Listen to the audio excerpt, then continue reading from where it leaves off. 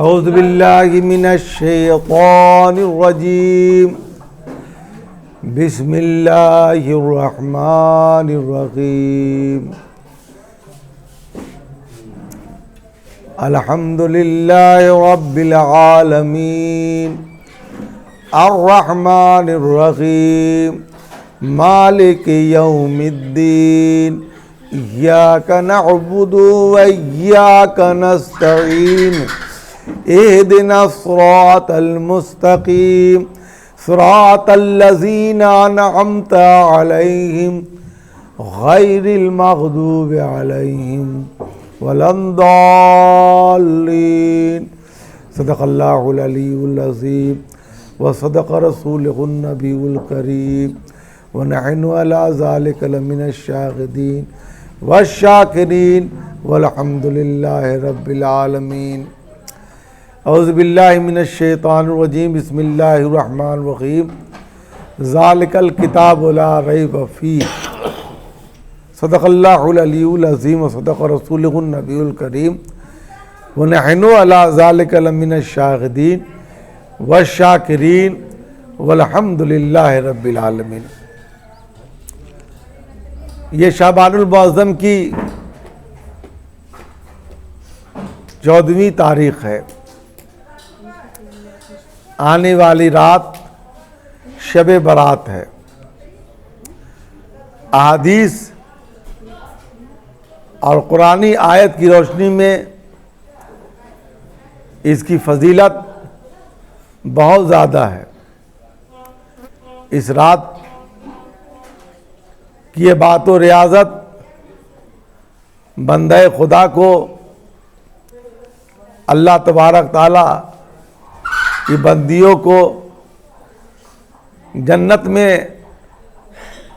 داخل کر دیتی ہے۔ اللہ تبارک تعالیٰ سے دعا کیجئے کہ اللہ تبارک تعالیٰ اس رات کی قدر کرنے کی ہم لوگوں کو توفیق رفیق عنایت فرمائے۔ آج کا یہ پروگرام قرآن خوانی کا اہتمام جناب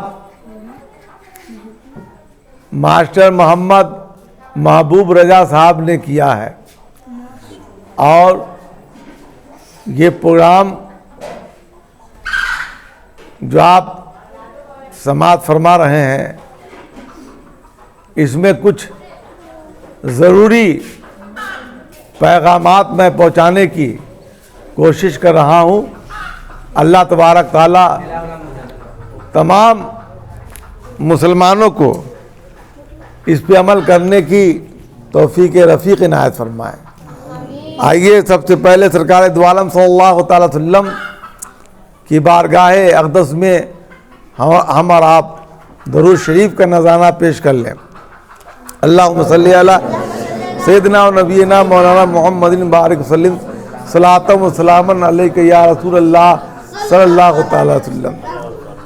یہ بزم نور یہ بزم نبی ملے نہ ملے، یہ بزم نور یہ بزم نبی ملے نہ ملے، یہ فیض عام کی محفل کبھی سجے نہ سجے۔ نصیب اپنا جگا لو درود پڑھ پڑھ کے، نصیب اپنا جگا لو درود پڑھ پڑھ کے، خدا ہی جانے کہ پھر یہ زندگی ملے نہ ملے۔ اللہ تبارک تعالیٰ مدت دراز تک ایسی رات ہم لوگ کو نصیب فرمائے۔ بارگاہ عزت میں دعا ہے۔ اہل ایمان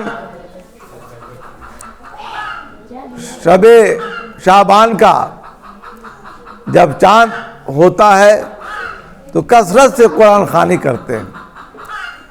قرآن خوانی تلاوت قرآن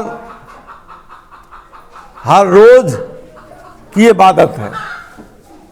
ہر گھر میں تلاوت قرآن شریف ہونا چاہیے۔ تلاوت قرآن شریف سے بلائیں دور بھاگتی ہیں، مصیبتوں کا خاتمہ ہوتا ہے۔ اللہ تبارک تعالیٰ ناگہانی آفات سے بچاتا ہے، گھر میں خیر و برکت کا نزول فرماتا ہے۔ اللہ تبارک تعالیٰ اپنے فضل سے نوازتا ہے. جہاں تلاوت قرآن ہوتی ہے وہاں رحمت و انوار کی موسلادھار بارشیں ہوتی ہیں.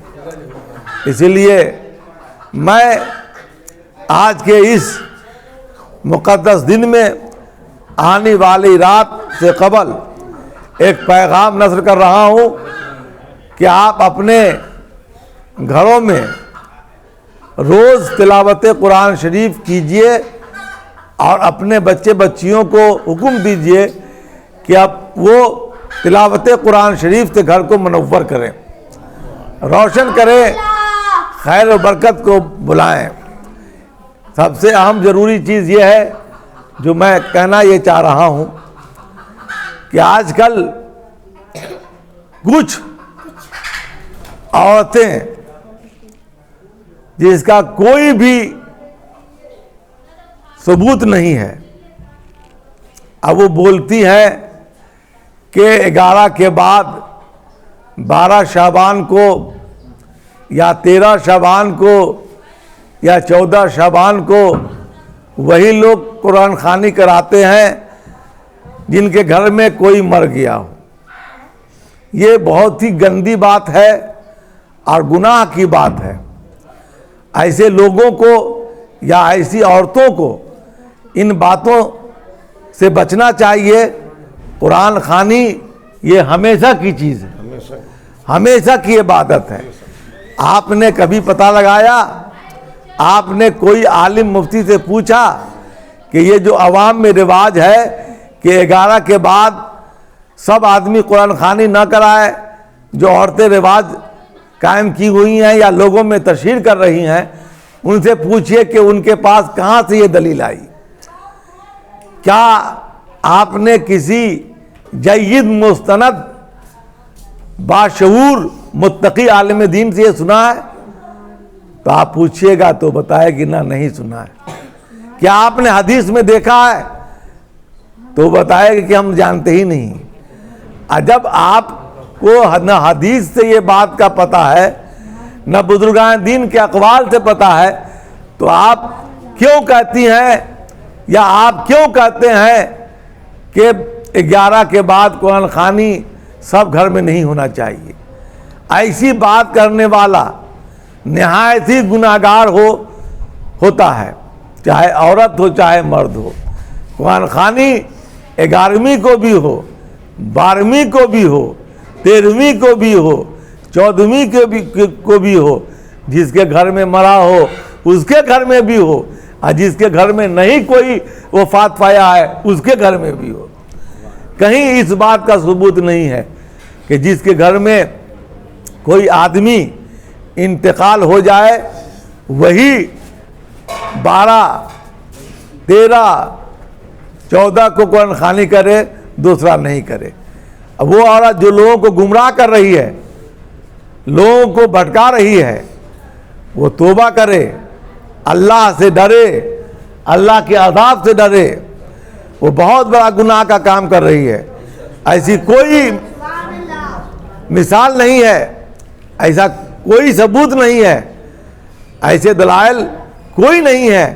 بلکہ قرآن شریف کی تلاوت آپ جب بھی کیجئے سب آپ پائیے گا. اب فلاں دن قرآن خوانی نہیں بتائیے تو قرآن پڑھنے سے جو عورت روکے وہ کتنی گناہگار ہوگی. 11ویں اور 12ویں کیا ہے نا؟ 11ویں اور 12ویں کیا ہے کہ 11 کو قرآن خوانی کرا لا، 12 کو قرآن خوانی نہیں کرانا. جس کے گھر میں مرے گا وہی قرآن خوانی کرائے گا. ایسے لوگوں کو توبہ کرنا چاہیے، اللہ کی بارگاہ میں گر گرانا چاہیے. اگر علماء اصلاح کریں تو وہ اس اصلاح کو لینا چاہیے کہ ایسی کوئی بھی سچائی کتابوں میں نہیں ہے، ایسی کوئی بھی بات حدیث شریف میں نہیں آئی ہے. 13 کو کیجئے اور ثواب ہے، 14 کو کیجئے اور ثواب ہے، 15 کو کیجئے اور ثواب ہے. آپ ایسی بات بول کر کے آئے عورتوں اپنے آپ کو گناہگار مت بنو. اے مردو تم ایسی بات بول کر کے گناہگار نہ بنو، اس لیے کہ قرآن شریف کی تلاوت रहमत है, बरकत है, बाइस निजात है, और उससे अल्लाह तबारक ताला मुर्दों को भी बख्श देता है, मगफिरत का परवाना देता है। अल्लाह की रहमत आती है। और तुम कुरान पढ़ने से और कुरान खानी करने से रोकती हो कि नहीं?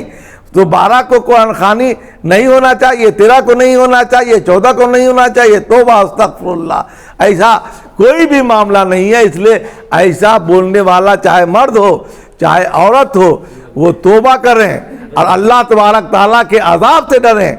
ऐसा ना हो कि आप कुरान की तिलावत को बंद करवा रही हैं या बंद करवा रहे हैं, आपके सबब से कुरान खानी उस दिन में नहीं हो रहे, चाहे आपके घर ही से ही, तो आप बहुत बड़ी गुनाहगार हैं। मर्द हैं तो बहुत बड़े गुनाहगार हैं। इन चीज़ों से तौबा करना चाहिए।